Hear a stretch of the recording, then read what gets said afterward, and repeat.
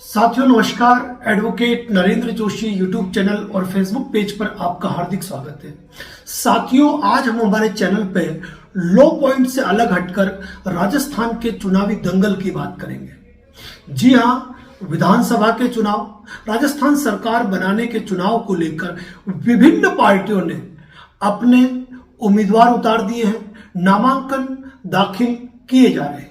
लेकिन इन्हीं के बीच सबसे बड़ा विरोध अंदरूनी कलह, चाहे वो भारतीय जनता पार्टी हो, कांग्रेस हो या कोई दल हो, सबके अंदर बढ़ते जा रहे हैं। क्योंकि सीट एक होती है और उस सीट पर 10 से 15 प्रत्याशी अपना दावा करते हैं। वहां पर पार्टी जो भी हो, जो भी आला कमान हो, उनके द्वारा जो चुनाव का टिकट दिए जाना है वह केवल के एक प्रत्याशी को दिया जाना है और उन ढेरों की लिस्ट में किसी एक व्यक्ति को चुनना बड़ा ही महत्वपूर्ण बिंदु होता है। क्षेत्र की रणनीति के आधार पर, जातिवाद के आधार पर और क्षेत्र में कौन सक्सेस होगा इसके आधार पर पार्टी अपना चुनाव करती है।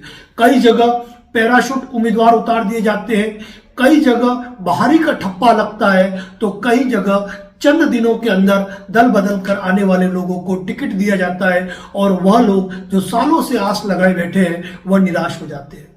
और इन चीजों का जो सबसे बड़ा असर आता है वह आता है कार्यकर्ताओं पे और मतदाताओं पे। यहां पर मैं एक चीज कहना चाहूंगा कि कुछ कार्यकर्ता जो है वह राजनीति को इतने गंभीर तरीके से लेते हैं कि वह दूरगामी परिणामों तक को नहीं सोचते।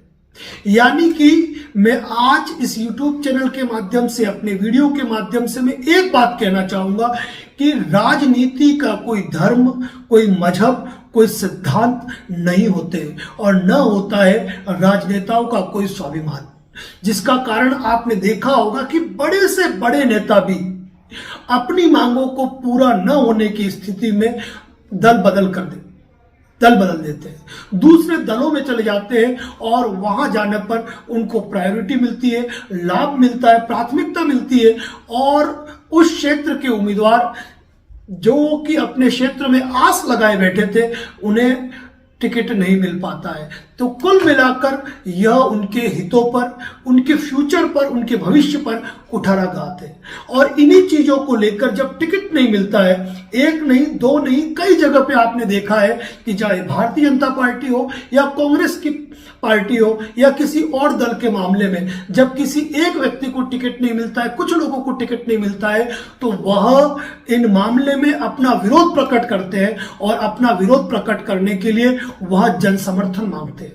और ऐसी अवस्था में कई कार्यकर्ता उन्हें अपना समर्थन देते हैं, उनके साथ रैलियां ज्वाइन करते हैं, उनके साथ आक्रोश के नारे लगाते हैं और सोशल मीडिया पर अपनी पोस्ट तक कमेंट करके उस उम्मीदवार के पक्ष में अपनी बात करते हैं। और होता क्या है? होता यह कि चंद दिन बाद वही उम्मीदवार उन कार्यकर्ताओं के मंसूबों पर, उनके द्वारा किए गए संघर्ष पर पानी फेरकर वही पुरानी रवैये के अंदर ढल जाता है।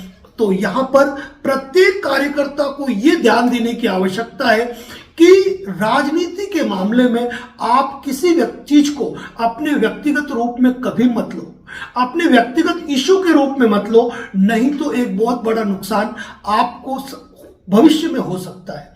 क्योंकि ऐसे लोग जो कि दल बदलने में विश्वास रखते हैं, जो अपनी नीतियों को बदलने में विश्वास रखते हैं, जो अपने सिद्धांतों के साथ समझौता कर लेते हैं, उनको यदि आप समर्थन करते हो तो वह व्यक्ति तो पुनः उसी जगह जाकर बैठ गया जहां पर वह था। लेकिन उनका क्या, उन कार्यकर्ताओं का क्या जिन्होंने कि उनकी रैलियों के अंदर उनको टिकट दिलवाने के लिए, पार्टी के लिए विचारधारा से पृथक जाकर उन्होंने हाय हाय के नारे लगाए, उन्होंने उनका समर्थन किया, उसके साथ में रहे, लेकिन वह व्यक्ति जाकर या तो किसी दूसरे दल में जाकर बैठ गया या फिर अपने ही दल में जाकर बैठ गया और अपनी बात को वापस ले लिया।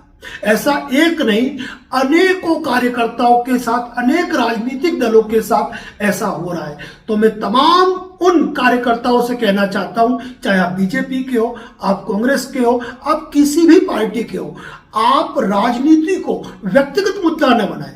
हम ये देखते हैं कि अक्सर लोग जब चौराहे पर बैठकर चर्चा करते हैं, कोई कहता है कि मोदी लहर चल रही है, तो दूसरा कह रहा है कि नहीं, गहलोत सरकार का शासन काल अच्छा था, तो इस मामले में गहलोत सरकार आएगी।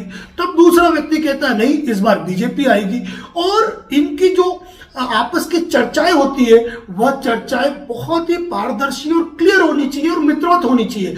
लेकिन ऐसी जगह पर लोग इस चीज को भी ईगो पे लेते हैं और उन दलों के प्रति अपनी जो भावना है, उस भावनाओं को लेकर आपस में दुश्मनियां तक पाल लेते हैं, आपस में रंजिशें पाल लेते हैं, मन में कलेश धारण कर लेते हैं। और जब चुनाव के दौरान आप जाके देखेंगे पोलिंग बूथ पर, जब वही दोनों उम्मीदवार जब आपस में मिलते हैं, यह एक नहीं कई जगहों पे देखेंगे, तो वह अच्छे से हाथ मिलाते हैं, गले मिलते हैं, साथ में बैठकर चर्चा करते हैं। और जब वह चर्चा करते हैं तो पार्टी के कार्यकर्ताओं को दूर कर दिया जाता है। तो पार्टी के कार्यकर्ता हो या मतदाता हो, आप जिस पार्टी से बिलोंग करते हैं, जिनके सिद्धांतों को मानते हैं, उनको जरूर माने। लेकिन ये नहीं कि हम किसी पैराशूट उम्मीदवार को लेकर, अपने क्षेत्र के किसी स्थानीय उम्मीदवार को लेकर, या पार्टी द्वारा किसी व्यक्ति विशेष को टिकट नहीं दिए जाने पर उनके विरोध के स्वरूप यदि हम उनके लिए आवाज बुलंद करते हैं, तो यह जरूर सोचें कि क्या वह उस व्यक्ति का अगला रुख क्या होगा। अगर पार्टी ने बात नहीं मानी तो वह व्यक्ति क्या करेगा? दल बदल लेगा या फिर उसी खेमे में जाके बैठ जाएगा। उस समय आपकी वैल्यू क्या रही? और मतदाताओं से भी ये कहूंगा कि यदि कोई चर्चा होती है तो वह स्वच्छ वातावरण में और मित्रवत होनी चाहिए।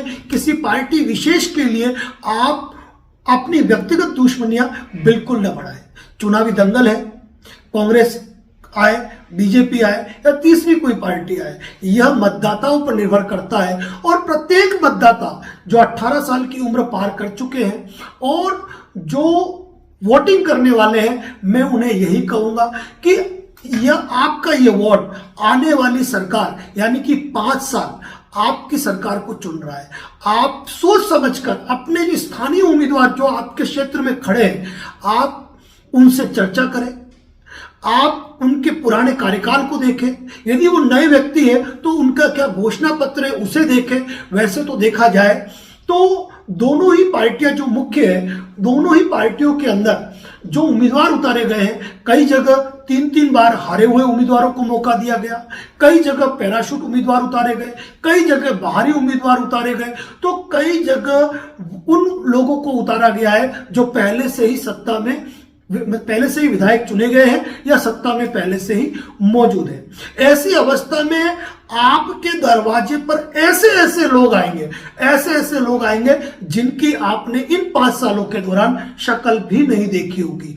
निर्णय आपका है, सरकार आपको चुननी है, लेकिन एक बात कहूंगा, अधिक से अधिक मतदान करें, अपने मत शक्ति का प्रयोग करें और यहां पर जातिगत राजनीति से दूर रहकर, दलगत राजनीति से दूर रहकर हमें यह सोचना है कि हमें एक ऐसी सरकार लानी है जो कुल मिलाकर प्रदेश का विकास करे, प्रदेश के लोगों में एक नई ऊर्जा का संचार करे और कम से कम प्रदेश में अपराधों पे जो बढ़ोतरी हो रही है उसमें गिरावट आए।